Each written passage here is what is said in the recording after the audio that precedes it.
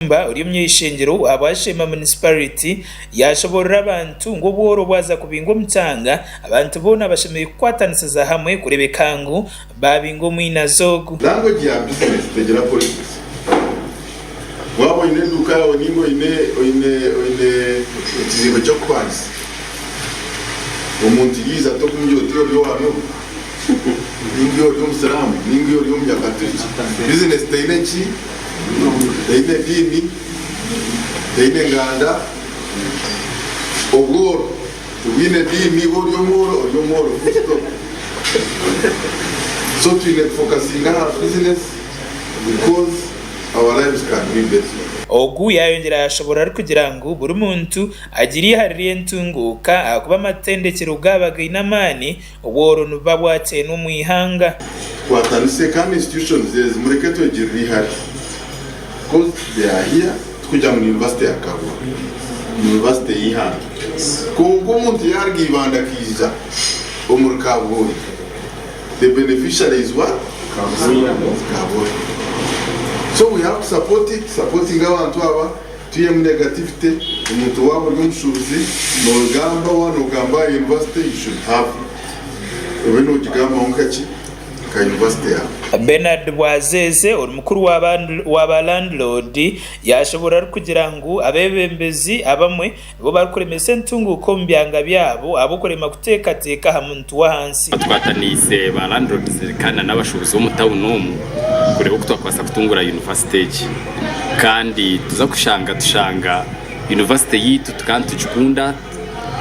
konka tuabe supportinga egarke garze nyuma mbwento abashubuzi na nabarando tumaturwaredi twebuza ngura twagarza teka isete zitikagarka zikafa nkaburijo akatukatwa inurorinja abantu bakiro umuntu ibira university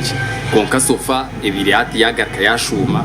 abana babiri baza 5 konka ntusima vice chancellor kandi ubwo musi within less than 100 days kandi tubase kutunguka twaza abana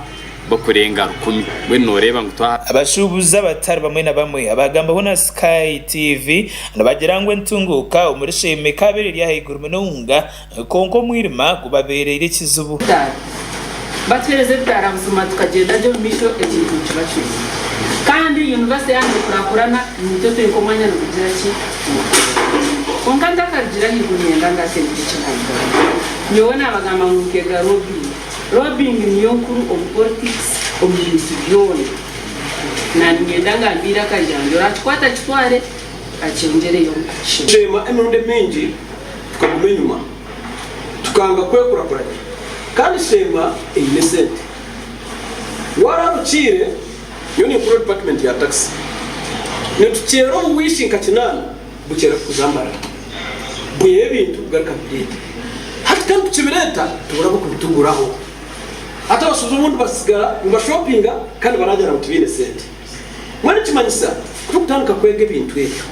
muri ngo gumwe Canon Arthur uri mugambiriza mukuru wa Ankole Western University asimumye ishengero abo kugera ntekateka nungi arikugira ngo abebembeze nkaba bo bakuza kurete ntunguko mu ihanga namwe nsima honorable Kateshumba tugambe ngombero bice